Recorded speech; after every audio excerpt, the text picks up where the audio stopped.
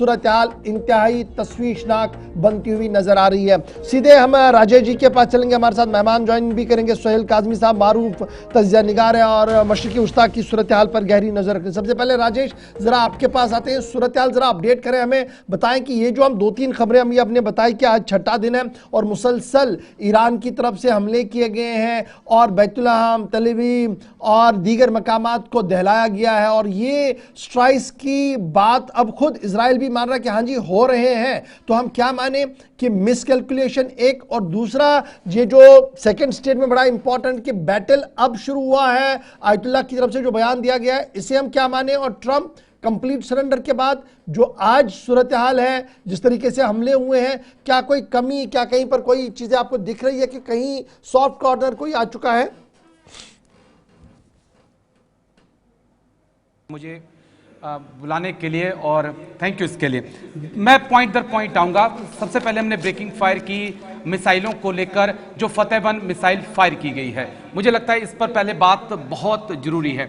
इस मिसाइल के बारे में जो जानकारी है कि 1 घंटे में ये 6250 किलोमीटर जा सकती है, यानी कि ईरान और इजराइल की दूरी महज एयर स्पेस में सिर्फ 2 से 2500 किलोमीटर की है। ये आधे घंटे के अंदर अंदर जो है तेहरान से तेल अवीव तक पहुंच रही है, यानी कि इसको रोकना ईरान इजराइल के लिए बेहद मुश्किल हो रहा है। यही कारण है कि हम तेल अवीव में इतना नुकसान देख रहे हैं, यानी कि हाइपरसोनिक मिसाइलों की जो टेक्नोलॉजी है वो इस वक्त ईरान के पास मौजूद है। सिक्के का ये पहलू कि आयरन डोम फेल है, जो एरो उनका गोल्डन एरो जिसकी बात की जाती थी कि डिफेंस सिस्टम है वो पूरी तरह से फेल हो चुका है। लेकिन सिक्के का दूसरा पहलू यह है कि ईरान फर्स्ट डेज, आज से 6 दिन पहले ईरान 200 से 250, 300, 350 मिसाइलें दाग रहा था। आज ईरान 24 घंटों में 25 से 50 मिसाइलें दाग रहा है, यानी कि कहना मैं ये चाहता हूं कि जो मिसाइल का स्टोरेज है वो लगातार अब ईरान के पास कम हो रहा है।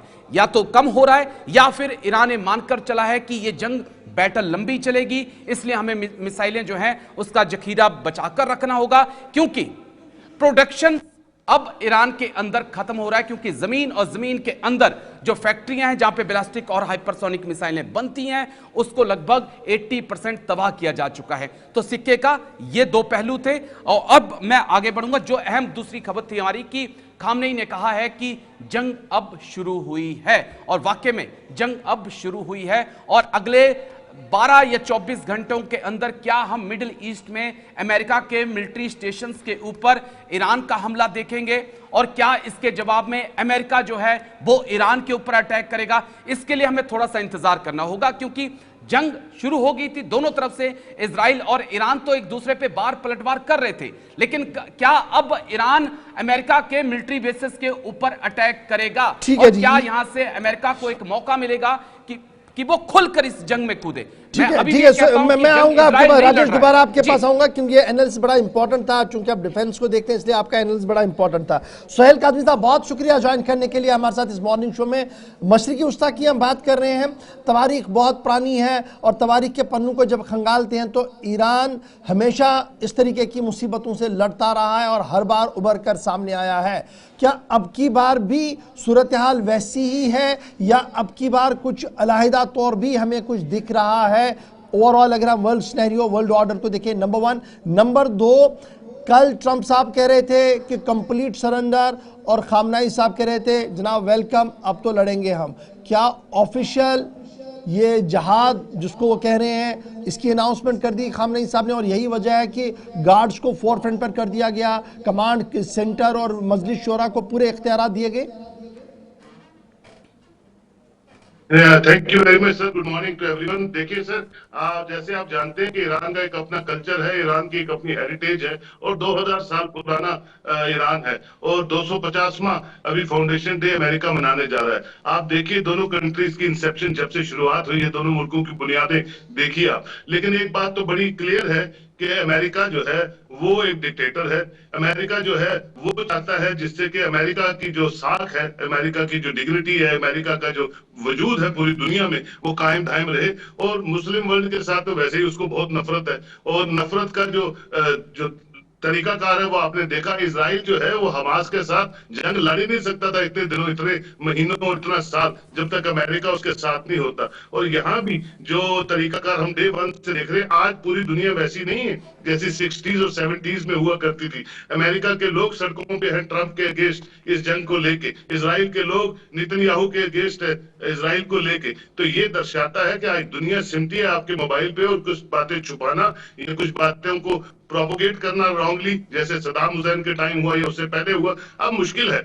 इसलिए मैं ये समझता हूं कि ग्लोबल लीडर्स जो हैं, हमने अपनी वॉर में देखा ऑपरेशन सिंदूर में अमेरिका का हमारे साथ क्या रोल रहा है और पाकिस्तान के साथ क्या रोल रहा है। मैं समझता हूं ये एक ऐसा डिक्टेटरशिप है जो कहीं ना कहीं जाके एक जिसका रंग है वो बदलता हुआ दिख रहा है। और पूरी दुनिया जो है, देखिए खामनेई साहब एक सरबराह है अपने मुल्क के, उन्होंने कहा कि ईरान खत्म हो सकता है, खामनेई साहब खत्म हो सकते हैं, लेकिन इस्लाम खत्म नहीं हो सकता। ये जंग इस्लाम की है। देखिए इसमें जितने मुस्लिम ममालिक हैं, जितने भी वेल मीनिंग ग्लोबल लीडर्स हैं, उनको बैठना पड़ेगा, ये चर्चा करनी पड़ेगी।